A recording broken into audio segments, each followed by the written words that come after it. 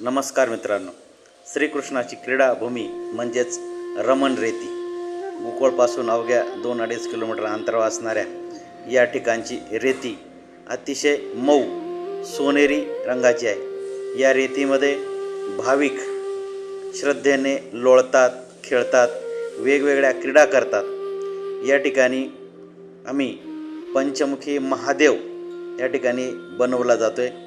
त्यामध्ये आमचे सर्व टीम सहभागी झालेली आहे आणि ही पंचमुखी महादेवाची सुंदर कलाकृती तयार करण्याचं या ठिकाणी काम चालू आहे। रेती अतिशय नरम असल्याने त्या रेतीमध्ये अशा प्रकारचे वेगवेगळ्या आकृत्या मूर्त्या सहजपणे तयार करता येतात आणि त्या ठिकाणी हे करत असताना भाविक मोठ्या श्रद्धेने या गोष्टी करत असतात आणि त्यातून आध्यात्मिक आनंद मिळवण्याचा प्रयत्न करत असतात।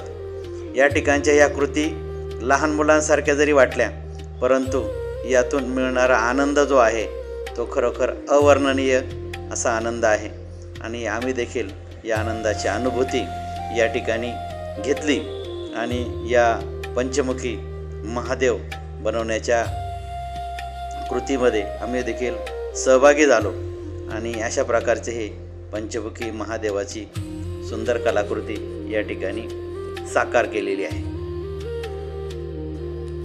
या ठिकाणाला मोठ्या श्रद्धेनं वंदन करून या ठिकाणची माती कपाळाला लावून आम्ही या ठिकाणावरून प्रस्थान केलेलं आहे। रमण रेती या ठिकाणाला भेट देऊन आता आम्ही सर्वजण पुन्हा या पवित्र ठिकाणापासून बाहेर चाललोय। या रमण रेती या ठिकाणामध्ये सर्वांनी फुगडी खेळण्याचा, नाचण्याचा मनसोक्त आनंद घेतला।